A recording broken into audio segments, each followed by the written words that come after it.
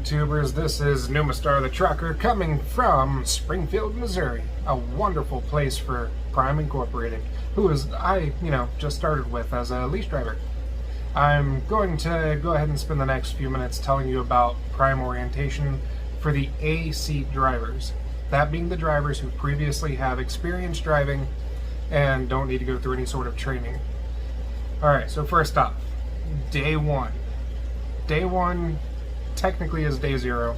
You get here from the Greyhound, from your plane, from whatever you took to transport yourself here. I took a plane personally because I wasn't going to take, it was like 3 days on a Greyhound to get here. Not my cup of tea. What was my cup of tea was a 4-hour flight. So we went with that route. Anyway, so you get here, day zero. I got here around 7 o'clock at night. That's 1900 for people who follow military time. I got to the hotel after taking the shuttle from the airport, which, by the way, you have to have COVID shot before they'll let you get on the bus from the airport, unless you took a rental car there, because it's considered a hotspot travel. Hotspot travel being where you've been around a lot of people in the recent days. Alright, that being said, when you arrive, if you are vaccinated, you will show the vaccine card to the person at the desk. It's going to be a Prime Incorporated person. It's at a hotel that's also like the office of some kind. Anyway, they have a packet there waiting for you. Depending on if you're A seat, B seat, C seat, etc., etc., it's a different colored zip binder. In my case, I was A seat, therefore it was a black zip binder. I can show that later. So, I got that.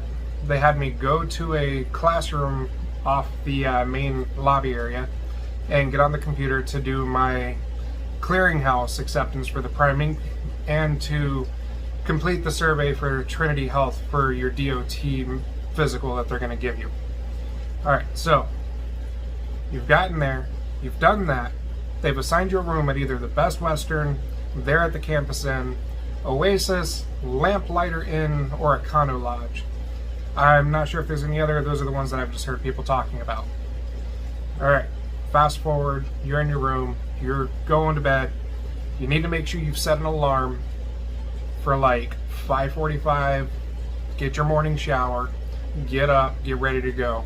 If you're at the Best Western like I am, then you can just simply walk across the street and you're there. Otherwise, you're going to have to catch the shuttle, which might or might not run at 6:30. It's been running 15 minutes sooner than that here, so 5:45 might not even be enough time for you. When you do get the shuttle over there, first thing you're going to do, given you've given yourself time, is walk down this long hallway, around a bunch of turns, and you'll get to the cafeteria area. It's day one. They know you do not have a meal voucher, which is a little card that they're going to give you. Let me see if I got mine near me real quick. I do. Mine's gold because I have an extended stay. Not a big deal. I'm waiting on a lease truck to become available. Looks like this, but depending if you're lease or if you're extended stay or if you're a company driver, it'll be a different color. Lease drivers get green, company drivers get some weird lilac purple color. Anyway, you'll get to the cafeteria.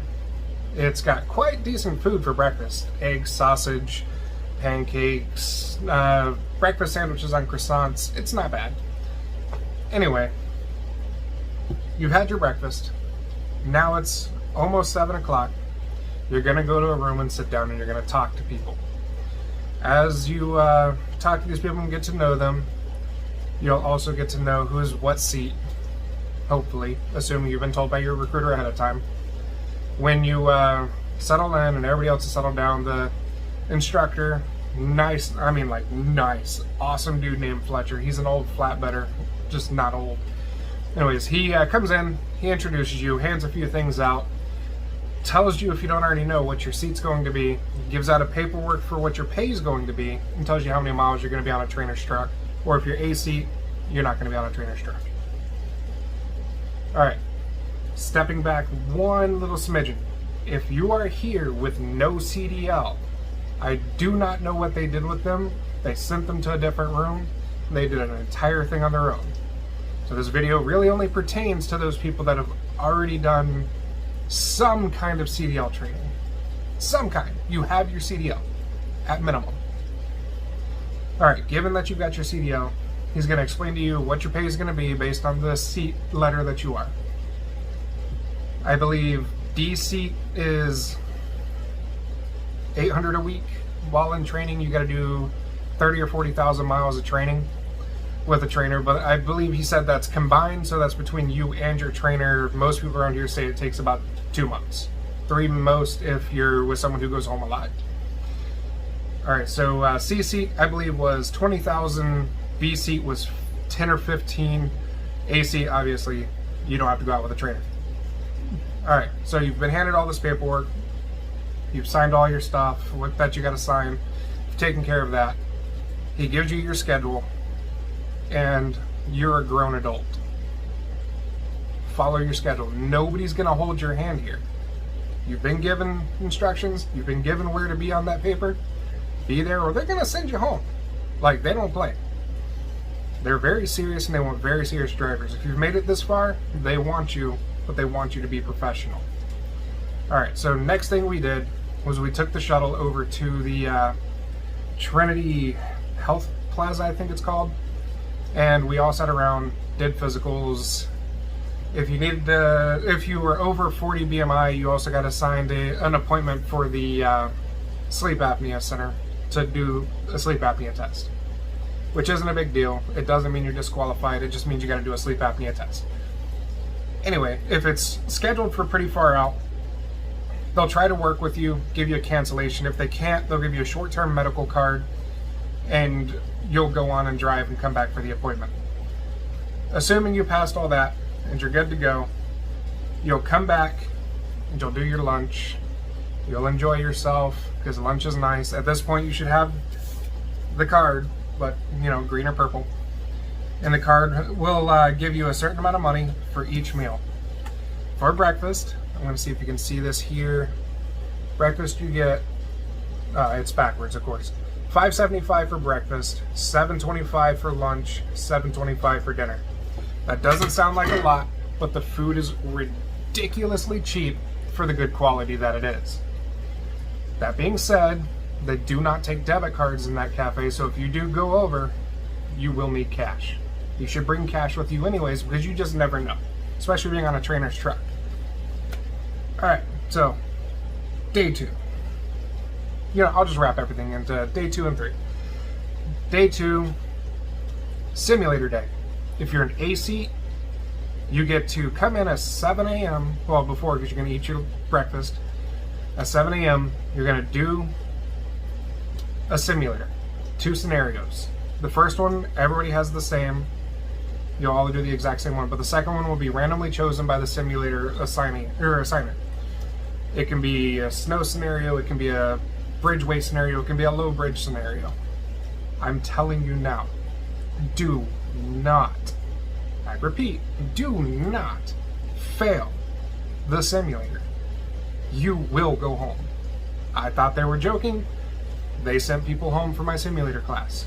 They didn't even let them get out the door before saying you're done. Especially with that low bridge one. You hit a low bridge, whenever it shows you 4 different signs, in real life you only see like 1, you're done. You're out. Come back when you've had more practice or training or whatever. Doesn't mean you're not hireable again, it just means they're sending you home to try again. Alright, assuming you're not an A seat, you get to sleep in. 11:30, I believe, is the first time you have to come up here unless you want breakfast. You don't want a DoorDash or something. No, I'm not promoting them. 11:30, you'll come up here. You'll do your simulator. It's not as drastic, but they still will send you home if you fail the low bridge one. That one is a definite, you're done.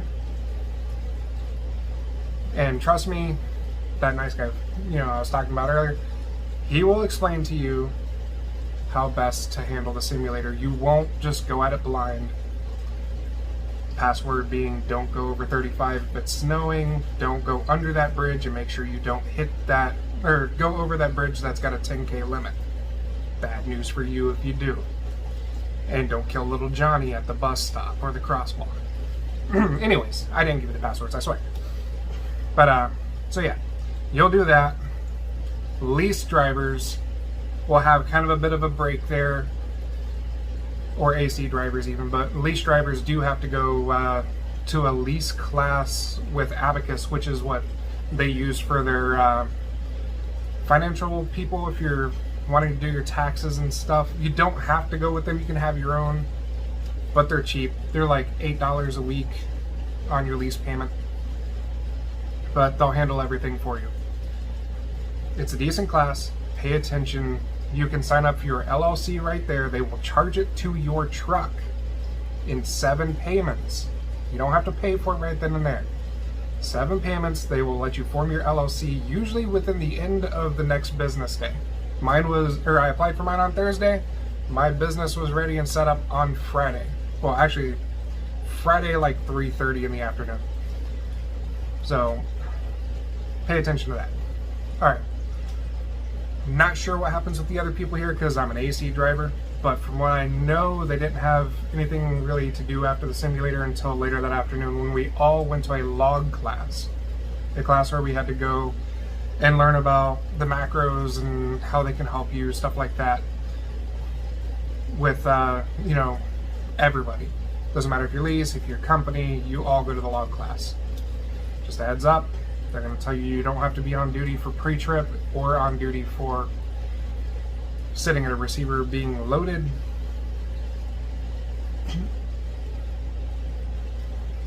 It's your CDL. You just look up the laws yourself.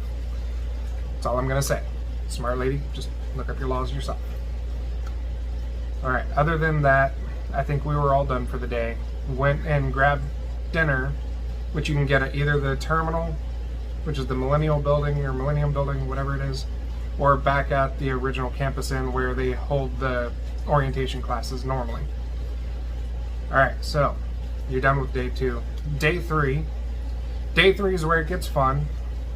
If you're a leaseholder again, you will be at a class at 7 a.m. at the Z building. That's the building that's way across the terminal. You're going to want to take the shuttle there.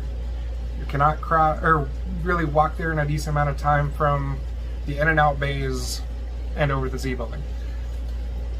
You get over there, you got to go through like 2 floors and 1,000,000 miles worth of walking to actually get to the classroom. But once you're in the basement, lease drivers will go through the actual lease class on what's expected, what your payments will be, how to handle fuel, what your surcharges and stuff like that will be. It's a very great class. Even if you do not plan to lease right now, you may change your mind later. Take the class. It's wonderful. It really is. Makes you feel a lot more comfortable about actually leasing. Alright, fast forward off of that. You're done there. The B seat and below all got to sleep in again. Go figure. Alright, it's Friday. Now, Friday afternoon, you've had your lunch and stuff. Now you need to go and sit down in the class where they're going to go over your actual pay and stuff, like in depth of what you'll make by your letter and officially what you'll get mile-wise. By this point, you should have your DOT physical done, a sleep apnea appointment if you've got one set. You should have your name on the lease list by the end of the day, and you'll sign some paper or another, and you'll get your official ID. Whenever you first start, you'll only have this. Yeah, that's my last name. I don't care if you know it. People know me. It's just this little white card. You must wear it at all times. Once you upgrade, you'll have a fancy purple card, which mine's across the room. I'm a fat guy. I'm not doing all that excess walking. Anyway, you get your purple card. Your purple card will have your picture on it. It will not just be an ID. This purple card will get you into the terminal buildings. It'll be your fuel card. It will also be your paycheck card for at least the first week or longer if you don't plan on setting up direct deposit. That being said, if you have a direct deposit bank like I do, Navy Fed, and you don't have checks for it, you can, when you sit down with the office ladies and go over your packet, email them a picture of the form and they can print it out for you there. It's just easier to bring one with you, trust me. It's a headache, it's a hassle, their email is sluggish, and so on and so forth. All right, it's the end of Friday. You might have a trainer ready. I knew a guy that as soon as we got out, his trainer was there like an hour later. They were off. He was a C-seat driver. I think that's the ones that have CDLs and maybe a month or two experience. Don't quote me on that. I know that seems unhelpful, but again, I'm an A-seat driver who's leasing. I know what I do. You can check out my favorite YouTuber, JJ the Trucker, and his beautiful companion, Pumpkin the Dragon, for a complete PSD TNT. That's what they call their CDL program and their training program, for all that information. He went through all of it start to finish back in like 2019, right before COVID hit. Now, you've got your 3 days. You're good to go. And what you're going to do is either you're going to wait for your trainer.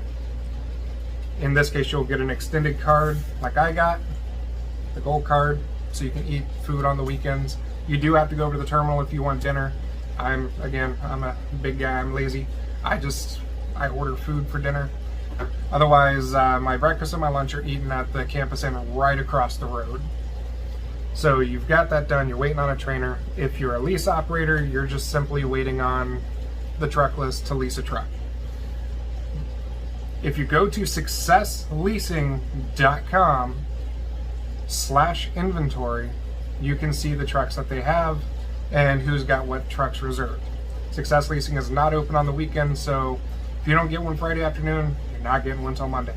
Plain and simple. I'm sorry, I keep it real. That's that. Alright, I've explained to you everything that you're going to do for your 3 days of orientation. After that, you're either on hold for an appointment, you're on hold for a trainer, or you're on hold for a truck. That's all I got for you today for information on that. I hope you guys have a wonderful day. And remember, drive safe, drive smart, and don't be a super trucker. Be kind to your fellow truckers and help them out. Everybody have a good day and enjoy yourself. This has been Numastar the Trucker, signing out.